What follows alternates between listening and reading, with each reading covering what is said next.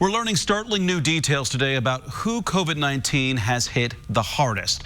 Newly released numbers show 1,082 people have now died in long-term care facilities.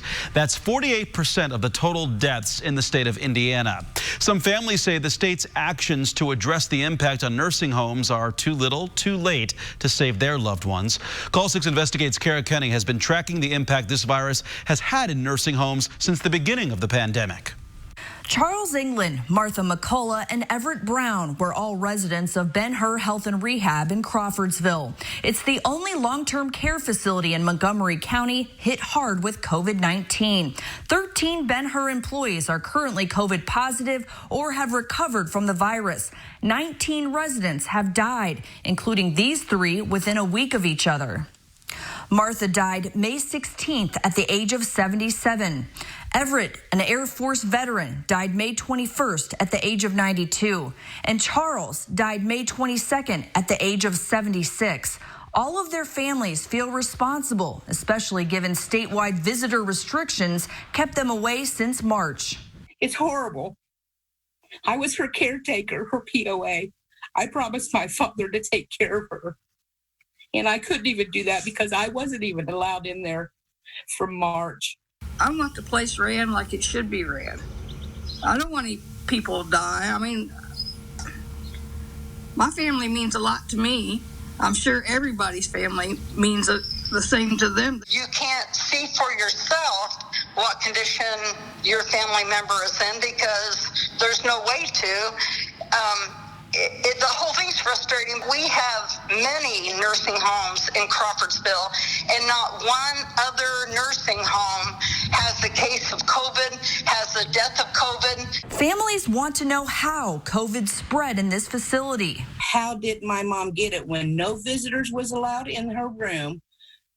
A doctor didn't show up. My mom was not taken out to a hospital nowhere or anything else. It had to be done by staff.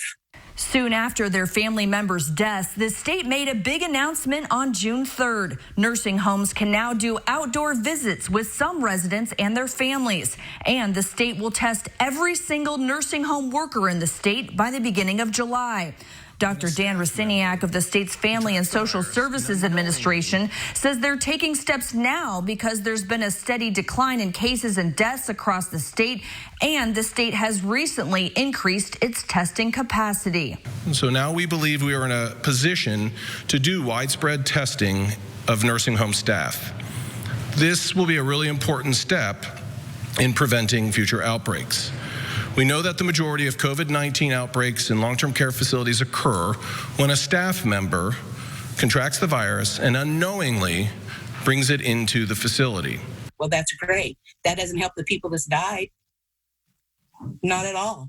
Families wonder if those steps could have saved their loved ones had action been taken sooner. Well, it's definitely too late. Once you've lost one person, it's too late. Some say testing of all nursing home residents is also needed. We checked with American Senior Communities and Health and Hospital Corporation, which operates Ben-Hur. They told us they created their own testing strike team, which enhanced their ability to identify positive cases and implement isolation protocols. They continue to test 100% of residents in any facilities where there is reason to suspect a resident or staff member may be COVID-19 positive. They plan to test all employees during the month of June in coordination with the state's new plan. We are deeply saddened whenever a resident or staff member becomes infected, and we grieve for each resident who has passed away. The families of Charles England, Martha McCullough, and Everett Brown hope the new testing and visitation measures save the lives of others as they continue to grieve for their loved ones who were taken by COVID-19. In Crawfordsville, Kara Kenny, WRTV 6. American Senior Communities went on to say it takes the following steps, including screening each resident for illness daily, requiring all staff to wear PPE at all times, cancellation of large group activities, quarantining and cohorting residents and staff who are COVID-19 positive.